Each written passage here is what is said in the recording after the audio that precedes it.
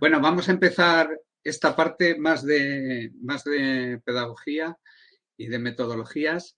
Y bueno, básicamente vamos a acabar con lo que nos quedó de ayer sobre cómo incorporar aprendizaje activo y luego vamos a acabar pues contando cosas de cómo incorporar aula invertida.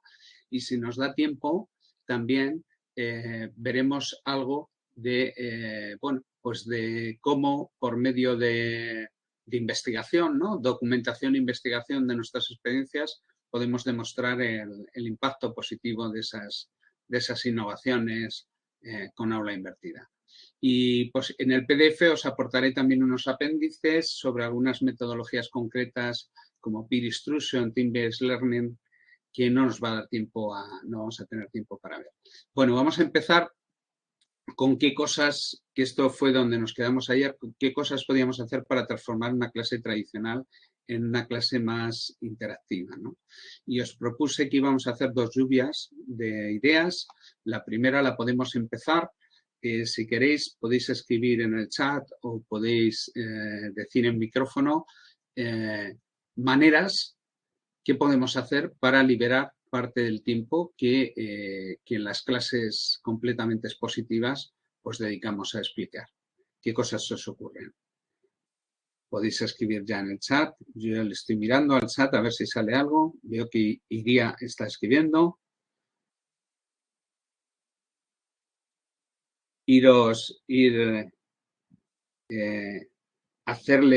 Hacerles un vídeo y que dice Iría, ¿no? Explicando conceptos teóricos y que ese vídeo le vean ellos antes de clase, con lo cual hemos adelantado esto. Esto, por ejemplo, se hizo mucho en la pandemia. Hubo profesores que no solo se dedicaron a dar videoconferencias, sino que hacían vídeos para que sus alumnos los vieran antes de las videoconferencias, con lo cual esas videoconferencias, digamos, el tiempo limitado que tenían, pues se podía aprovechar para otras cosas, ¿no?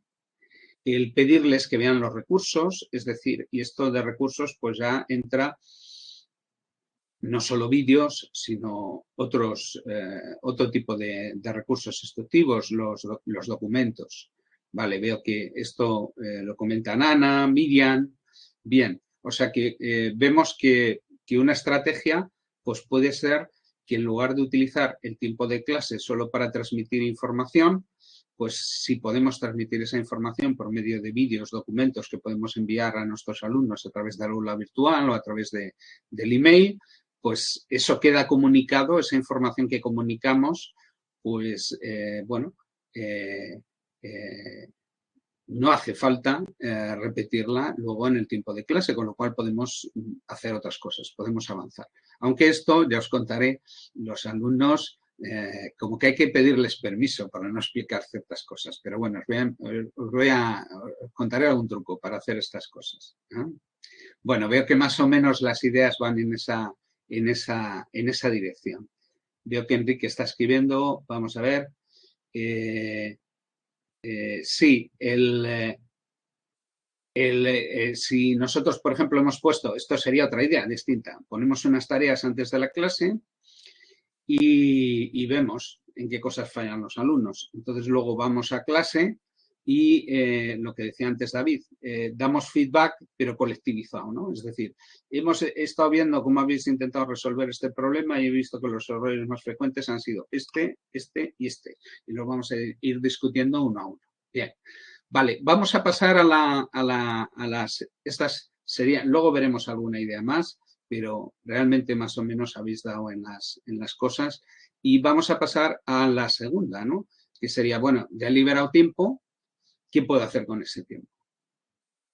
Ese tiempo que ya no tengo que dedicar completamente de la hora, no tengo que dedicar toda a la exposición porque puedo enfocar, por ejemplo, esa exposición, la puedo enfocar en clarificar cosas con respecto a las cuales hay dudas, puedo dar más rápidamente o saltarme ciertas partes para las cuales los alumnos me han dado permiso para no explicar. Entonces, ¿qué hacemos con ese tiempo? Venga, veo que Miriam está escribiendo. Bueno, podemos plantear cuestiones para que se debatan, ¿no? Hacer ejercicios prácticos, Es decir, aquí realmente es bastante variado lo que podemos hacer. Como vamos un poquito mal de tiempo, voy a ir avanzando y os voy a contar un poquito las ideas que yo tenía, que tengo bastantes, y vamos a ver si me funciona la animación. Bueno, os voy a dar una serie de consejos, ¿no? Para transformar una clase tradicional en una clase más interactiva, ¿no? Entonces, lo primero, aparte hemos dicho que podemos transmitir una información a los alumnos, ¿no? Y que luego no hace falta explicar.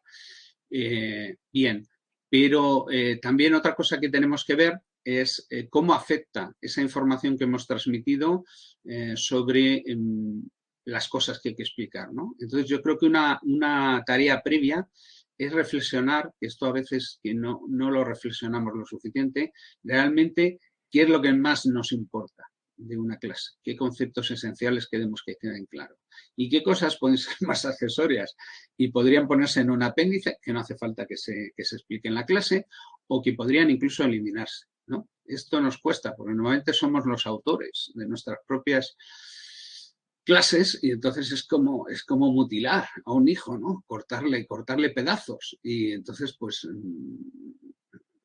cuesta. Entonces, bueno, os voy a dar una serie de truquillos. Ya he dicho, irse a lo prioritario, pero para eso hay que decidir qué es accesorio, ¿no? Entonces, yo, por ejemplo, una metodología que llevo utilizando desde hace muchos años es, yo me imprimo las diapositivas de 6 en 6 por hoja para tener una visión, digamos, de conjunto. Me puedo poner varias hojas delante y ahí empiezo a tachar, empiezo a decidir si tengo que cambiar el orden, qué diapositivas paso a un apéndice final, cuáles fuera y las quito, ¿vale? Y porque muchas veces hay cosas que a lo mejor las contamos porque son novedosas, pero a lo mejor al año siguiente ya no son tan novedosas, ¿no? Entonces a lo mejor pues no hace falta seguirles contando, ¿no? Entonces yo intento, por ejemplo, en las clases de grado, intento que cada clase de 60 minutos, pues que tengan 12, 14 diapositivas, no más, que haya, digamos, una por cada 5 minutos. Y si hay más, pues decido retirar hacia un apéndice al final, pues aquellas cosas que sean menos prioritarias, pero que puedan tener interés para algunos alumnos. Luego el tip 3 es el que habéis comentado, ¿no? El sacar parte de la transmisión de información más básica fuera de clase, haciendo aula invertida. Esta sería la idea de la aula invertida, ¿no? Es decir, el transferir información sin gastar tiempo de clase.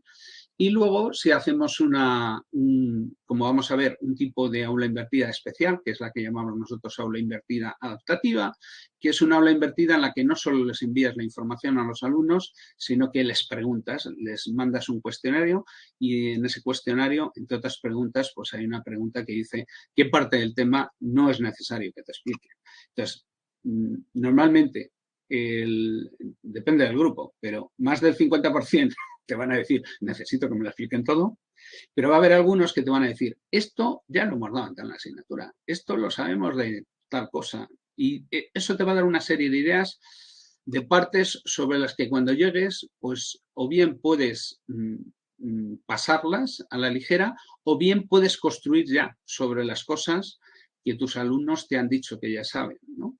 Y, por ejemplo, si conocen un par de técnicas, te han dicho que ya las conocen, pues entonces tú lo que vas a hacer es una actividad en la que realmente lo que vas a hacer es discutir sobre las similitudes y las diferencias de esas técnicas. Es decir, nos vamos a aprovechar de lo que sabemos que nuestros alumnos saben, ¿no? Más consejos. Una vez que hemos quitado, digamos, parte de esa materia que ya no vamos a explicar, pues otro consejo que os doy es muchas veces las diapositivas, o al menos deberían, ¿no? Deberían tener un título, ¿no? En grandes caracteres, ¿no? Y suelen ser títulos afirmativos, ¿no? Que resumen el contenido de la diapositiva o la temática de la diapositiva. Entonces, la idea sería cambiar esos títulos afirmativos por cuestiones. Yo esto ya os lo he hecho algunas veces, ¿no? Pongo una pregunta y pongo un cuadro de texto animado. Con la animación desaparecer, pues tapo el cuerpo de la diapositiva, con lo cual si yo solo envío en PDF, pues vosotros veis que hay una pregunta y que hay un espacio para responder. Os estoy poniendo, digamos, una tarea pero no veis las respuestas. Y entonces, y sin embargo eso, cuando yo el PowerPoint lo use en el aula, en modo de pantalla completa, pues la animación, primero no vamos a ver qué es lo que hay en el texto, pero al avanzar yo esa animación y al avanzar el desaparecer, pues va a salir ese texto tapado, ¿no? Y bueno, y esto pues permite el utilizar las diapositivas no solo para exponer, sino para discutir. Claro, eso hay veces que los alumnos pues se quejan un poco y dicen, bueno, pero es que nos has tapado parte de la información y es la más importante. Bueno, yo les digo, bueno, por eso quiero que, de eso es de lo que quiero que toméis nota, ¿no? Yo hay veces que también les envío una versión, digamos, posterior, ¿no? En la cual ya no hacemos esas, ya no están tapadas las diapositivas, ¿no? Luego, otra cosa que no vamos a tener tiempo de practicar aquí, porque como es un curso online es complicado, pero, por ejemplo, cuando tenemos clases presenciales hay una dinámica. ¿Conocéis alguno? Ponerlo en el chat si alguno lo conocéis. ¿Habéis oído hablar del TPS o Think, Pair, Share? ¿Sabéis lo que es? ¿Lo conocíais alguno? Veo que hay alguno que escribe que no. La mayoría de los profesores no lo conocen de universidad. Y es una pena, porque es tan sencillo. Es una manera de cuando tenemos alumnos que son remisos, son tímidos, y preguntamos y no dicen, eso es para otro, ¿no? Las respuestas no van para ellos. Si nosotros les damos un tiempo, les damos medio minuto, un minuto, pensar la respuesta y escribirla. Luego les pedimos que la compartan con el compañero que tienen al lado, con lo cual hay una fase primero de think, pensar, luego una fase de pair, de emparejar, ¿no? De compartir con el compañero, y luego una tercera fase final, que es el share, el compartir con toda la clase. Y entonces esta es una manera, sobre todo, de romper el hielo en las primeras clases, y que de esta manera grupos de alumnos que no son remisos a participar, pues lograr que empiecen a participar. Otro tip, el introducir los breaks. Decíamos que era muy importante, el variar el estilo explicativo, ir alternar la pizarra, las imágenes del PowerPoint, usando, por ejemplo, el puntero, y luego el break realmente es cuando el docente pasa el protagonismo a los alumnos. Por ejemplo, si ponemos una diapositiva que tiene una pregunta y la respuesta está tapada, pues eso indica que los que tienen que contestar son los estudiantes, ¿no? Que no es una interrogación retórica, sino que es una cuestión para que la respondan los alumnos. Y luego, a partir de aquí, entraríamos en el qué introducir, ¿no? Que podemos introducir ejercicios pues en la mitad de la clase, para cuando prevenimos que nuestros alumnos ya estén distraídos o aburridos o dormidos, ¿no? También podemos introducir en clase, igual que yo hice ayer, que cuando acabamos la sesión, pues os dije qué cosas íbamos a preguntar en la siguiente sesión, pues también podemos plantear actividades de ese tipo, pero en las que les indiquemos a los alumnos que busquen, que indaguen información en Internet, ¿no? Luego también podemos utilizar actividades de evaluación formativa, ¿no? Por ejemplo, meter preguntas de opción múltiple, que los estudiantes tengan que responderlas y luego discutir la justificación de cada una de esas respuestas, ¿no? Como he comentado también, podemos basar una clase en cosas que les hemos pedido en una clase anterior para que las indaguen, y entonces podemos hacer discusiones, ¿no? Y luego es interesante, cuando pasemos por una fase de estas de lluvia de ideas o de puesta común, realmente utilizar la pizarra como si fuera el acta, ¿no? de las aportaciones, también como una manera de reconocer las aportaciones que van haciendo los alumnos. Y no sé qué le pasa a esto. Ahora avanza.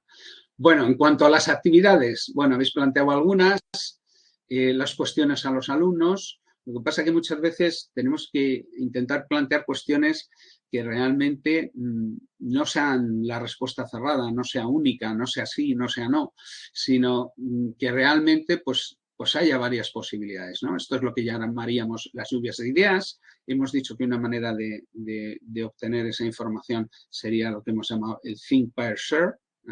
Pongo el pair entre paréntesis porque cuando empezamos haciéndolo de esa manera en 3 fases, pero una vez que ya los alumnos ya se confían y dicen, bueno, aquí no pasa nada si te equivocas, pues ya podemos hacerlo directamente, ¿no? Darles un tiempecito para que piensen y luego ya que lancen su respuesta directamente a la clase y nos podemos saltar esa fase de discusión en parejas, que sirve sobre todo para que al principio los alumnos adquieran confianza para luego hablar en público.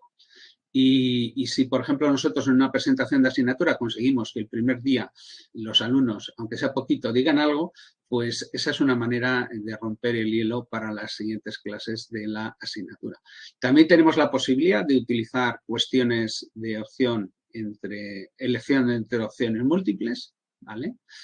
Luego, que esto además con los móviles y las aplicaciones que hay gratuitas para esto, pues les podemos pedir que respondan y que luego haya una discusión. Esa discusión puede ser en parejas, con el que está al lado, pero que ha respondido una cosa distinta, o en equipos que hayamos nosotros preformado, ¿no? Y según lo hagamos de una manera u otra, pues son distintas las metodologías. El primer caso es el peer instruction, el segundo caso es el team-based learning, que os voy a poner en la parte final como apéndices a esta videoconferencia. Os voy a dar más cosas sobre esas metodologías.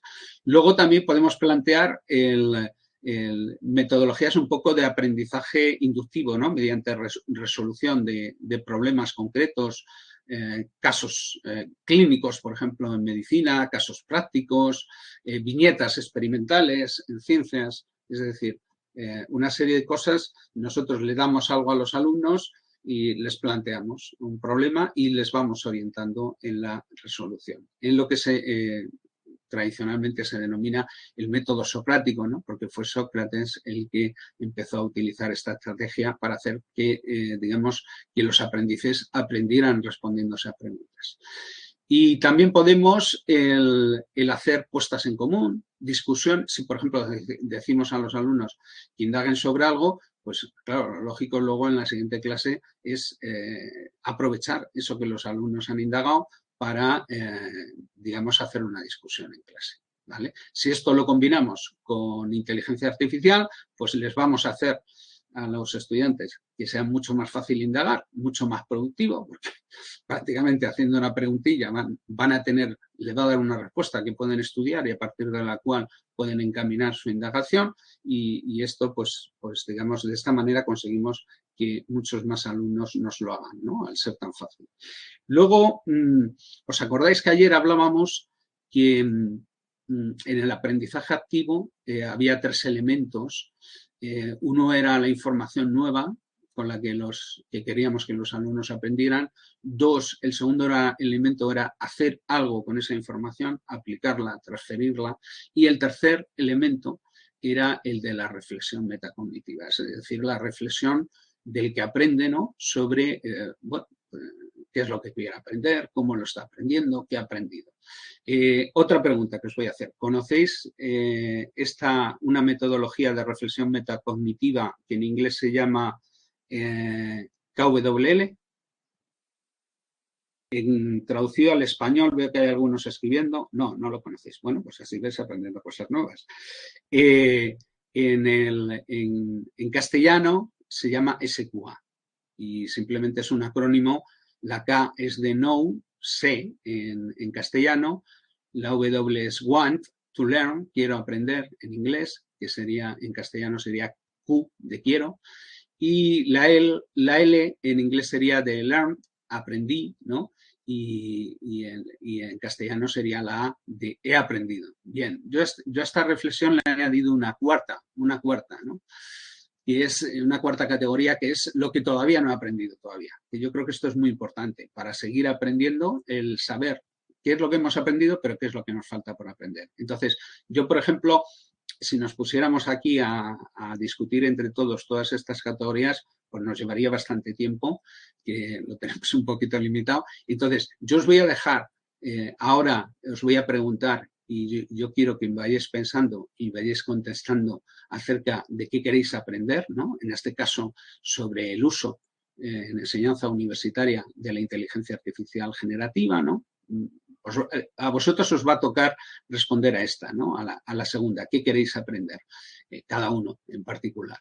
Pero yo os voy a introducir un poco cuáles serían, por ejemplo, mis respuestas a la primera columna, a la de no, qué es lo que sé yo. Pero claro, yo aquí juego con una ventaja, ¿no? Que yo en esto llevo tiempo aprendiendo por mi cuenta, entonces ya hay algunas cosas que a lo mejor yo las conozco, pero que vosotros no las conocéis. Pero bueno, así las podemos enseñar, ¿no? Entonces, por ejemplo, en cuanto a qué sé yo de este tema, pues, y espero que algunas de estas cosas ya David y yo ya os las hayamos transmitido o estén en proceso de transmisión, ¿no?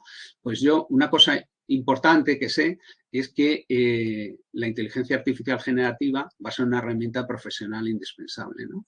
Y que los estudiantes que aprendan a sacarle fruto tendrán una gran ventaja, ¿no? Para alcanzar el éxito profesional. Y entonces nosotros como profesores tenemos que ayudarles a que adquieran esa ventaja, ¿no? Luego también sé, ya tengo una cierta práctica, esto es algo que se aprende con la práctica, el hacer preguntas a un chat de inteligencia artificial y también en función de lo que te vaya respondiendo, pues el ir, digamos, refinando esas preguntas, ¿no? El hacer lo que se llama una iteración, ¿no? Una iteración sucesiva en varios pasos, ¿no? Esto también lo llaman el prompt refinement, ¿no? Luego también he aprendido que las IAGs trabajan con una grandísima cantidad de información, pero que a veces se equivocan. Y como ha dicho antes David, esto lo tenemos que aprovechar en docencia, ¿no? Tenemos que transmitir a nuestros alumnos, oye, que esto no es el oráculo y lo que diga vale, ¿no? Esto te va a dar respuestas, tiene mucha información, pero puede que cometa algún error, ¿no? Y tenéis que estar atentos a esto, ¿no? Y otra cosa que destacaría, pues que sé, es que las inteligencias artificiales tienen sesgos, ¿no? Y que tienen digamos, como unas ciertas cosas de programación, ¿no? Que han sido programados para ser, por ejemplo, políticamente correctos, por ejemplo, a dar una respuesta aunque no estén seguros de ella, con lo cual, pues, se pueden inventar cosas para preguntar al usuario que pregunta. Bien, pasaríamos a la segunda columna, que esta es la que tenéis que responder vosotros. Entonces, yo lo que os pido es que en el chat vayáis escribiendo y me vayáis poniendo cosas que queréis aprender sobre la inteligencia artificial.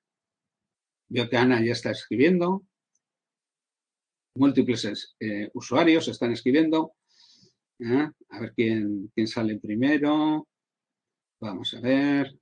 Veo refinar el uso de búsquedas de citas. Bueno, comenta Carlos. El tema del uso de búsquedas, ya os ha comentado David que ChatGPT ha mejorado mucho en esto, pero también os enseñará, yo creo mañana, os va a enseñar una serie de inteligencias artificiales que están especializadas en eso. Es decir, son inteligencias artificiales que han sido diseñadas para, pues eso, para buscar fuentes y para hacer gestión bibliográfica. ¿Querías añadir algo, David? Y que ChatGPT para buscar fuentes, digamos, de nuestro ámbito especializado no vale absolutamente para nada. Claro, porque te va a sacar del país, del mundo, lo primero que encuentra, ¿no? Pero que yo le he estado presionando y le digo, búscame en PubMed, búscame, y nada. Es que se queda con ello un rato y luego vuelve a lo de siempre. Le cuesta. Para eso no. Para eso tenemos otras herramientas que son específicamente para eso, ¿no? Bien, pero les vas a contar mañana de ellas, ¿no? Bien. Luego veo, Ana, el tema... Perdón, Alfredo, que te interrumpa. Ha mejorado muchísimo. Sí. Nosotros que llevamos ya dando... Pues, bueno, y hace año y medio era terrible. O sea, es que hace año y medio te inventaba el 100%. Estaba viendo yo imágenes de las cosas o cosas que hacía cuando esto empezó y es que no hay color. Os conté el otro día, os puse el ejemplo de la imagen que le pedí de Sócrates y es que parecía un puño, o sea, y ahora fijaos las cosas que hace. Ana comenta el tema de la privacidad de la información que subimos nosotros. Yo ahí os diría, nunca asumáis que va a ser un uso privado, es decir, no hay que subir información sensible. Antes comentaba David nombres de alumnos, estas cosas, ¿tá? Pero luego también hay veces que las inteligencias artificiales nos piden permiso. Por ejemplo, Gemini suele pedir permiso que te dice que si puede utilizar la información que tú subas para, digamos, continuar con ese proceso de educación del Gemini. Y entonces, bueno, claro, tú le puedes decir, pues no quiero que lo uses. Pero bueno. Lo mejor, Alfredo, es lo que dije. A ver si me da tiempo mañana. Pero lo ideal sería utilizar las corporativas. Claro, sí, porque, por ejemplo, Copilot corporativo tiene modos de uso protegido, es decir, que la información va a servidores de la institución y, bueno, y tienen modos en los cuales ellos se comprometen, ¿no? Como empresa Microsoft a que esa información no va a salir de ahí, no va a ser usada en el exterior, ¿no? Sí, hay chat, sí que hay chat privados, no lo he comentado yo, había una opción que además es nueva, que está la nueva, que son chat que son chat privados, se supone que no se comparte la información con ChatGPT, que la almacenan hasta 30 días y luego se va. Y luego se va. Pero yo prefiero no subir nada, como ha dicho Alfredo. Información sensible mejor. Sobre todo de los alumnos, porque tú, o sea, a fin y al cabo es tuyo, pero de los alumnos no. Bien, veo Inmaculada, el manejar herramientas de IAG variadas. David, ya sabes, herramientas variadas, mañana. Actividades interactivas, cuestionarios, problemas, vídeos. Bueno, yo creo que ese es el plan de David para mañana, ¿vale? Sí, bueno, y ya comentaba que en el ChatGPT lo llaman chat temporal. Muy bien. Sí, chat temporal. Bueno, ¿alguna cosa más? ¿Hay alguno que está ahí esperando a disparar? Bueno, si no hay más cosas, bueno, pues esa sería, bueno, ya habéis visto para qué vale digamos, esta herramienta de reflexión metacognitiva, ¿no? Porque esto nosotros le podemos plantear, imaginaros a nuestros alumnos que piensen sobre estas cosas en un cuestionario antes de tratar un tema o les podemos pedir que estudien el tema antes de clase y que después de haberlo estudiado, pues nos digan esto, qué han aprendido al estudiar, qué quieren aprender, ¿no? Y las otras dos cosas, ¿no? ¿Qué han aprendido? Esto sería más bien a la parte final del tema, ¿no? Y qué es lo que les queda, qué es lo que les queda por aprender. Entonces, me voy a cambiar de pantalla, me tengo que pasar aquí, pero voy a seguir avanzando. Mirad, por ejemplo, yo también tengo cosas que quiero aprender, ¿no? Sobre las herramientas de inteligencia artificial. Yo, por ejemplo, me preocupa mucho ahora que yo ya más o menos sé usarlo, el cómo podría lograr que mis alumnos aprendan a usarla, ¿vale? Y también, por ejemplo, también cómo puedo conseguir que ellos usen esa herramienta para indagar en mi asignatura y en otras cosas, ¿no? También cómo podría utilizar la inteligencia artificial para mejorar la programación y la evaluación de mi asignatura. Y cómo podría usarla, que esto también nos contará mañana David, ¿no? Para construir chatbots que sirvan como tutores virtuales, ¿no? Y incluso también cómo podríamos utilizarla para generar nuevos materiales instructivos o planes, incluso planes de aprendizaje. Sí. Prosigo. ¿Qué he aprendido? Bueno, o me parece que he aprendido, ¿no? Pues que esto va a ser una revolución y que nos tenemos que espabilar, ¿vale? Que es muy fácil aprender a usar estas herramientas. Ya habéis visto el ChatGPT, ¿no? A ver, el rectangulito ahí, hazme una pregunta. Dicen que esa interface de interacción tan sencilla le hicieron para venderle la idea a Bill Gates. Y dijeron, bueno, como se lo pongamos complicado, a lo mejor no nos hace caso. Y la verdad es que es lo más fácil, ¿no? del mundo el manejar eso, ¿no? También he aprendido que estas cosas se aprenden experimentando, ¿vale? Es decir, que si uno quiere aprender a a preguntar cosas a la IAG, bueno, David nos contará algunos trucos de los prompts mañana y tal, pero realmente la manera de aprender es haciéndolo, viendo que falla y de esa manera mejorando. Que es interactuar interactivamente con la... ¿Cómo se aprende? Sí, pero esa es una idea tan importante que aunque la reiteremos y la digamos varias veces, estamos remachando en el clavo, ¿vale? También que merece la pena experimentar con nuevas herramientas gratuitas, ¿vale? A lo mejor pues no te vas a suscribir a una herramienta que no sabes para qué sirve, pero siendo gratuito, pues esto funciona. Luego también otra cosa que he aprendido ya, como llevamos un par de cursos usando esto con nuestros alumnos, pues es que a los alumnos les encanta usarla y les motiva. Es decir, que es algo que, y incluso más, el que los alumnos vean que sus profesores están preocupados en enseñarles a usar esto que es nuevo, que les puede ser útil en el futuro, eso crea muy buen espíritu, ¿no? De equipo, de comunidad de aprendizaje, ¿no? Porque los alumnos se dan cuenta de que estamos intentando, digamos, ayudarles ahí, ¿no? Y luego también me da cuenta cuando uno plantea actividades con IA, y esto es una cosa que ha sido demostrada también en la investigación, y es que la IA precisamente ayuda más a aquellos alumnos que más lo necesitan. Es decir, a aquellos alumnos que sin IA tú le dirías, a ver, piensa sobre esto, reflexiona, responde y tal, y que se quedan en blanco, pues a esos la IA les da una primera respuesta y a partir de ahí pueden empezar a construir y no quedarse bloqueados, ¿no? Y finalmente nos quedaría la última, ¿no?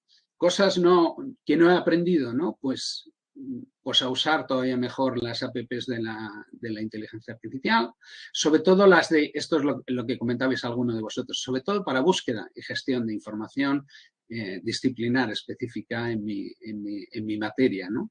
Es porque esto, pues hay muchas herramientas, unas tienen unas capacidades, otras, espero que David mañana nos cuente algo de esto.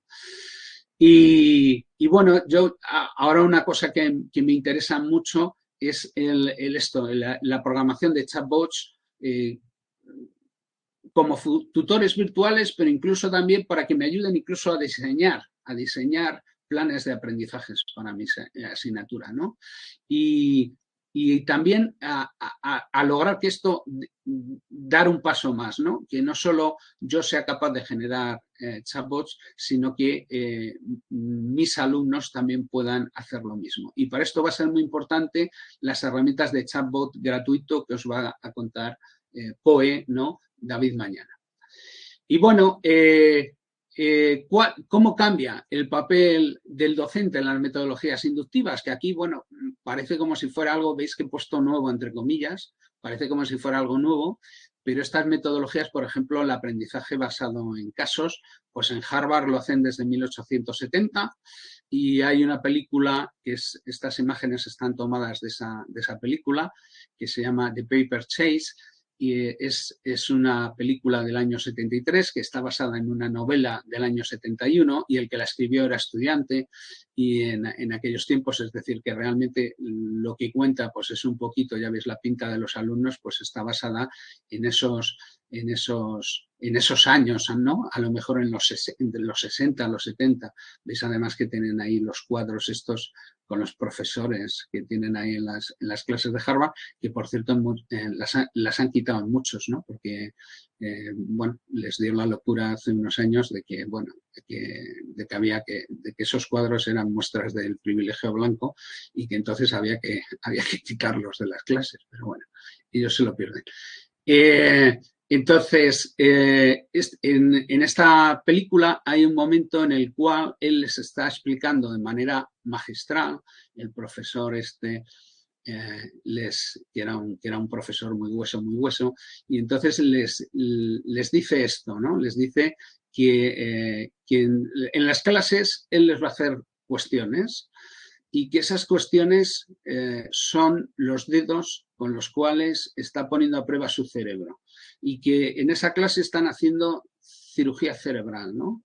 Y que de esa manera van a lograr que cada alumno se enseñe a sí mismo la ley y el profesor lo que va a hacer es entrenar su mente. y les dice que vienen aquí con un cráneo lleno de papilla y saldrán pensando como un abogado, ¿no? Y esta es un poquito la idea. Bueno, esto lo he traducido yo, lo tenéis ahí la traducción, usando también el DeepL, y bueno, veis, me atribuyo los errores, si hubiera alguno. Y bueno, cosillas también que podemos hacer con las IAGs para mejorar nuestras clases. Otro tipo de uso, no solo el que las usen los estudiantes. Bueno, a mí se me ocurre una cosa, yo llevo mucho tiempo practicando el tema de la grabación con PowerPoint antes de la pandemia y bueno,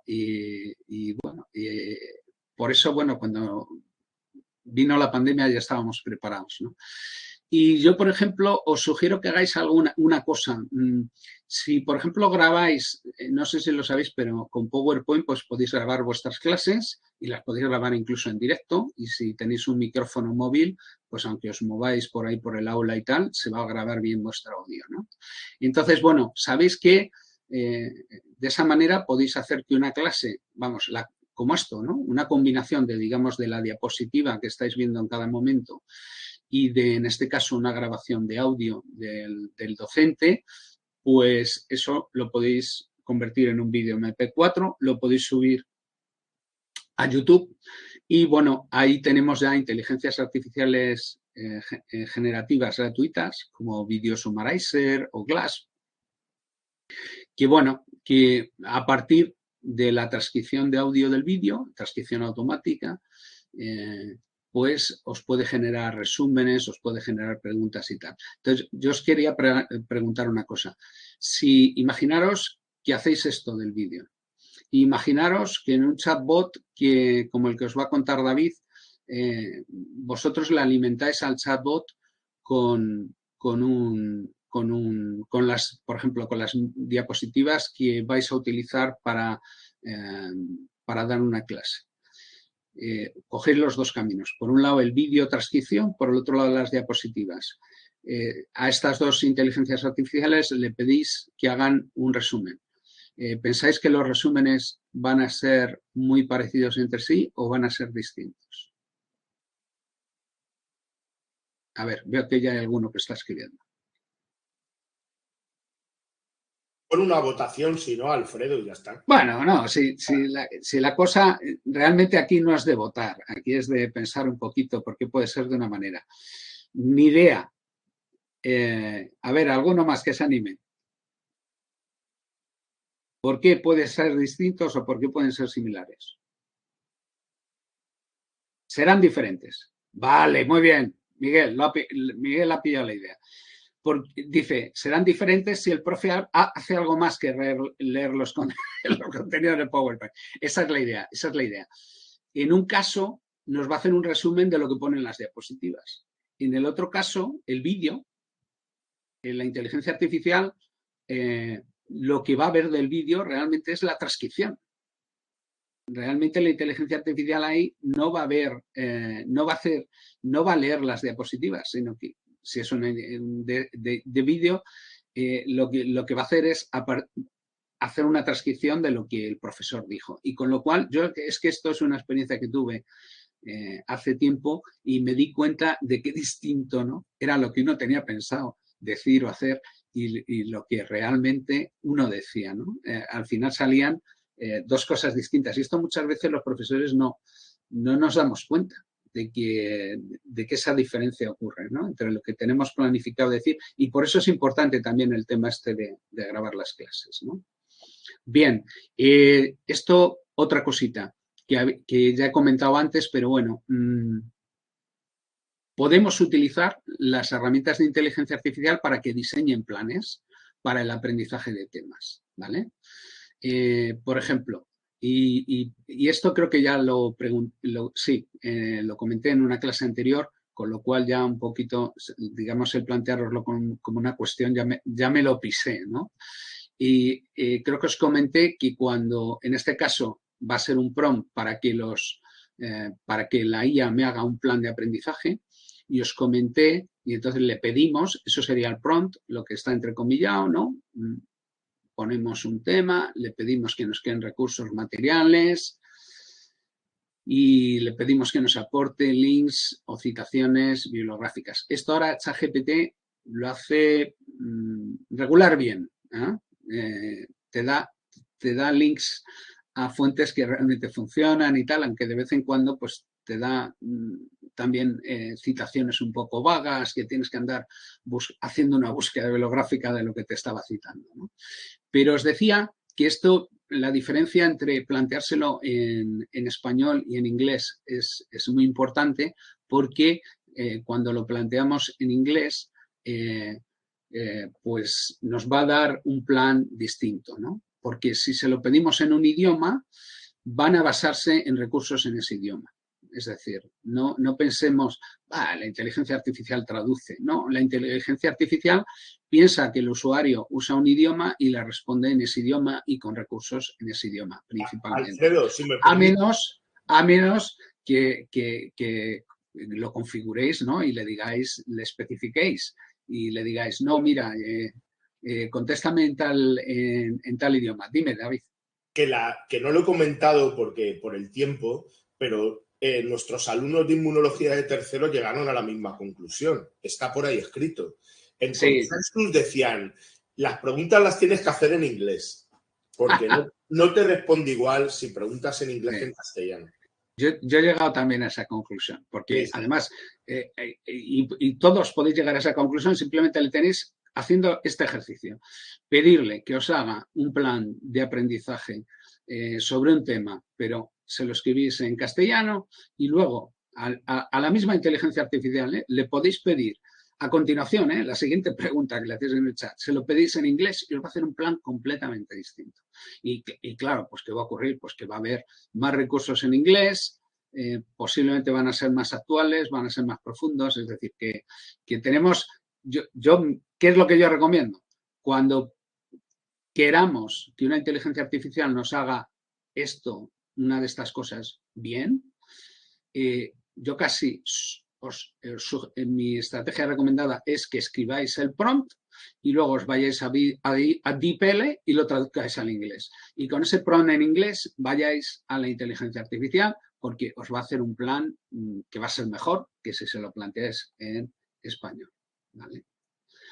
Otra cosa que podríais hacer a lo mejor es en la configuración de vuestro ChatGPT y decirle, oye, quiero que use recursos en inglés, que yo aunque mi idioma vivo en España y mi idioma es el castellano, pero yo entiendo el inglés y quiero que los recursos me los busques en inglés. Bueno, pues de esa manera también podríais mejorar eso, ¿no? Bien, esto ya está comentado. Bueno, otra actividad, y bueno, ya me van quedando pocos minutitos. Yo creo que la aula invertida, no sé si... Bueno, en vuestra experiencia como docentes, de nuevo vamos al chat. Pensar en cosas que hacen aquellos alumnos que aprenden más y mejor en vuestras asignaturas y que no hacen o hacen menos aquellos alumnos que aprenden menos. Venga, soy profe y con experiencia. A ver, veo que ya hay varios escribiendo. A ver si alguno se anima. Veo que estáis trabajando. Venir a clase, ¿no? Porque hay unos que vienen y otros que no vienen, ¿no? Unos que vienen siempre y otros que vienen a veces. Y otros que no vienen nunca. Bien, ese es un factor. Venga, algún otro más. A ver, entender lo que leen y escribir bien. Sí, pero para eso tienen que leer, ¿eh? Es decir, lo ponemos muy, muy lejos. Tienen que leer, luego tienen que entenderlo y luego tienen que escribirlo, ¿no? ¿Y a eso qué ayuda? ¿Cómo llega uno a leer bien y a escribir bien? Pues las competencias por el ejercicio. Entonces, muchas veces a nuestros alumnos les viene muy bien que les hagamos leer y les hagamos escribir. Lo que pasa que eso como que tiene el coste de que luego lo va a tener que revisar el profesor. Y entonces muchos profesores prefieren no mandar cosas para no tener que revisar, ¿no? Entonces, yo creo que ahí tendríamos que esperar, que le voy a dar al chat que se vaya. Ya se me ha producido una avalancha en el chat. Y, a ver, bien. Luego también comentabais el llevar las cosas al día, el estudiar continuamente, el hacer el trabajo previo que se les pide. Yo os diría más, hacer el trabajo previo incluso aunque no suba nota. Eso ya sí que te señala a los que van a aprender más y a los que van a sacar mejores notas. Los que están dispuestos a hacer cosas por motivación intrínseca y porque quieren aprender, ¿no? Venir y participar activamente en clase. Para participar hay que venir. Venir a tutorías, a preguntar dudas, seguimiento de trabajos. También aquí los profesores también tenemos nuestra parte estableciendo, digamos, una confianza y unas pautas, ¿no? para que ese seguimiento de los trabajos se produzca y no que nos lleguen en el último momento las cosas, ¿no? Sara comenta preguntar las dudas.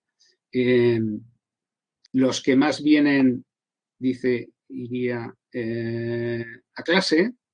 Más interés y participación, estar en clase, escuchar, participar. Bien, bueno, vemos, tienen que estar en clase, pero tienen que estar en cuerpo y alma, ¿no? Que se dice.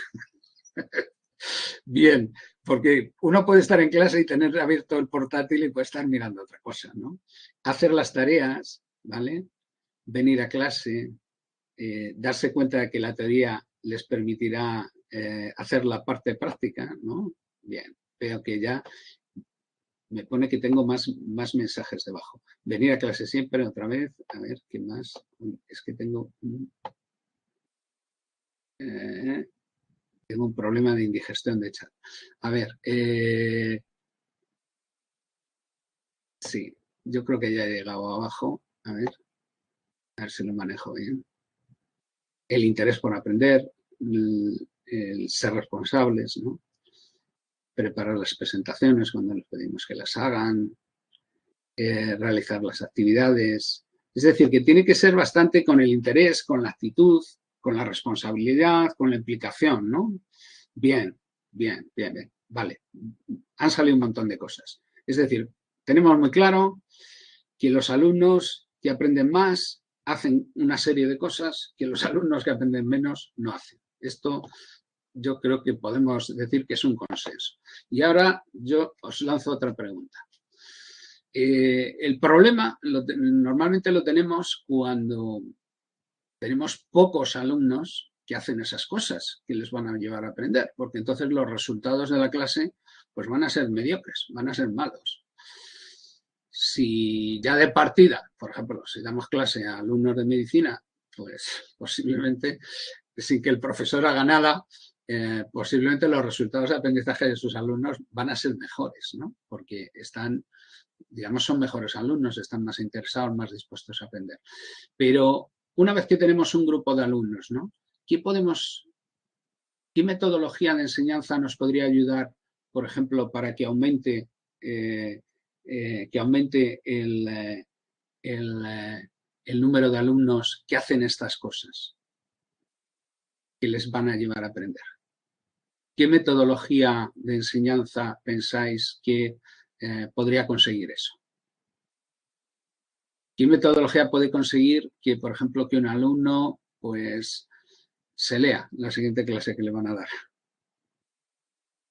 y se plantee preguntas acerca de ello?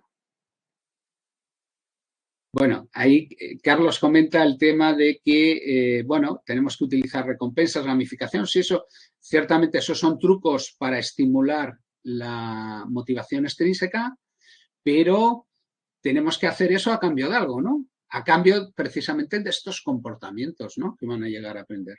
¿Y eso cómo se llama? ¿Qué metodología hay para que los alumnos se estudien las cosas antes de que se las demos en clase? Lo hemos visto antes, ¿no? Bueno, veo que estáis escribiendo. Aula invertida. Muy bien. Pues ese es el siguiente punto. Lo que pasa que, bueno, estamos ya a -5, pero bueno, eso es el aula invertida. Y fijaros, este gráfico lo que demuestra es la relación que hay entre el porcentaje de realización de tareas, en este caso, porcentaje de realización de tareas medio en una serie de promociones, ¿no? Es decir, esa sería la curva roja que tenemos aquí a la derecha, ¿no? Veis que tenemos aquí porcentaje de cumplimentación. lógicamente, antes de la aula invertida, pues nadie hace una serie de cosas antes de clase, ¿vale? En el momento que se empieza a utilizar esa metodología, el primer año, segundo año, tercer año, los porcentajes de alumnos que van haciendo esas tareas van subiendo rápidamente. Esto está hecho con la media de de datos de 4 asignaturas. Y ves que hay una curva, ¿no? Al final conseguimos que un porcentaje importante de los estudiantes nos hagan más de la mitad, estudien previo más de la mitad de los temas. Eso sería la curva roja. Y la curva azul lo que nos representa es lo que se llama el tamaño de efecto, es decir, la mejora en calificaciones en las pruebas de evaluación. Y veis que las dos curvas siguen a lo largo de las distintas promociones y las distintas asignaturas, pues van bastante paralelas. Es decir, que posiblemente el lograr que los alumnos estudien de una manera más continua y se preparen para las clases antes de darlas, pues es lo que explica la mejora en los resultados académicos. Bien. Y entonces, bueno, yo casi os voy a dejar voy a empezar un poquito entrando a este tema del aula invertida, ¿no? David y yo llevamos muchos años utilizándola en todas nuestras asignaturas. Hemos escrito un libro, ¿no?, bestseller en español sobre este modelo de aprendizaje y ya lo hicimos hace bastantes años, hace como 7 años. Y bueno, y entonces pues sabemos un poquito sobre el tema. Cuando empezamos a hacer aula invertida, lo que pretendíamos originalmente era que nuestros alumnos aprendiesen más, aprendiesen mejor, ejercitasen más competencias, razonasen más críticamente, participasen en actividades de clase, pero realmente nos dimos cuenta de que para conseguir esas cosas teníamos que lograr otras antes. Y esas cosas que teníamos que lograr antes era que nuestros alumnos, lo habéis dicho antes, ¿no?, lean. Y lean de una manera comprensiva, no a toda prisa, ¿no? Dediquen más tiempo de estudio fuera de la clase, trabajen en nuestra asignatura semanalmente, el estudio continuo que decíais. También el que realicen tareas un poco de reflexión, ¿no?, sobre qué duda tienes, qué te interesa, qué te parece importante, qué querrías que se profundizase en clase, ¿no? Y luego a esto, a partir de 2022, le añadimos la indagación con herramientas de inteligencia artificial, ¿no? El decirles,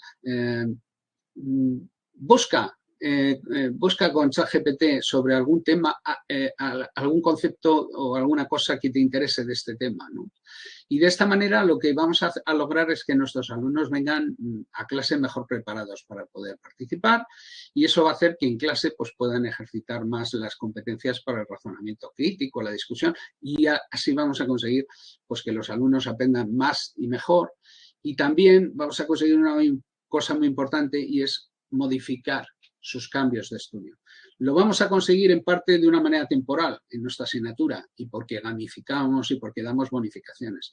Pero también yo tengo la esperanza de que algunos de esos alumnos que llegan a probar esa nueva manera de estudiar una asignatura, pues luego sigan haciéndolo en otras, incluso con otros profesores, cuando, digamos, pues esas asignaturas les interesen, ¿no? Y bueno, vamos a acabar rematando un poquito, pues esto, ¿en qué consistiría esto? Ya, yo creo que ya os suena bastante. La idea en el aula invertida lo que hacemos es que mandamos el contenido básico antes de la clase presencial. Podemos utilizar vídeos, podemos utilizar documentos. Esto requiere que los alumnos trabajen un poquito antes, pero bueno, esto no se muere nadie por eso. Y bueno, y es que el crédito CTS es eso, hay que trabajar fuera de las clases, ¿no? Y entonces esto nos va a permitir reinvertir el tiempo de clase de otra manera. Vamos a poder clarificar dudas, discutir, hacer evaluación formativa, hacer ejercicios de aplicación y transferencia, además de explicar lo que haya que explicar, ¿vale? Y bueno, y esto pues funciona muy bien, ¿no? Voy a seguir 5 minutitos por el retraso con el que hemos empezado, pero en cuanto lleguemos a 120 ya lo dejamos. Entonces, el aula invertida sencilla es lo que os he dicho, es enviar los materiales y rezar para que los alumnos hagan el trabajo. La metodología que nosotros proponemos es otra, que es la que se llama aula invertida adaptativa. Y aquí no rezamos, para que los alumnos estudien, sino que lo que vamos a hacer es gamificar. Vamos a pedir a los alumnos, oye, responderme a este cuestionario, y los que respondan se van a llevar unas recompensas de calificación que van a ser muy pequeñitas. Y bueno, eso es lo que nos da el aula invertida sencilla. Pero nos falta ese elemento que decíamos antes tan importante de la reflexión metacognitiva, ¿no? Nos falta que los alumnos nos informen de cuáles son sus dudas, sus necesidades e intereses. Y en eso va a consistir la diferencia del aula invertida adaptativa. Entonces, básicamente para eso lo que tenemos que hacer es crear unos cuestionarios online, que esto tecnológicamente es muy sencillo. Nosotros lo empezamos a hacer hace 15 años y entonces no era tan sencillo, pero ahora mismo es bastante más fácil. Eso genera un problema, que es cómo gestiona la información de las respuestas el docente. Esto, David os ha contado que esto antes llevaba bastante trabajo, pero esto ahora, gracias a la inteligencia, a las herramientas de inteligencia artificial generativa, pues David os contará, bueno, ya ha contado hoy un poquito, ¿no?, de cómo le podemos pedir a ChatGPT que nos analice esas matrices de respuestas de nuestros estudiantes. Y bueno, entonces aquí lo vamos a dejar. Mañana empezaremos a ver un poquito más a fondo qué es eso, en lo que consistiría en la metodología de aula invertida adaptativa, sobre todo pensando en que vosotros lo podéis aplicar en vuestras asignaturas. Pues nada, si queréis preguntar algo, preguntáis, y los que se quieran ir, se pueden ir, que ya son las 2. Pasa un minuto, Alfredo. Bueno, poquito. Bueno, voy a parar la grabación. 121 minutos pone. Bien. Por eso, un minutito. No hemos abusado de nuestra audiencia mucho, ¿no? Además, como no hay siguiente profesor luego, que venga...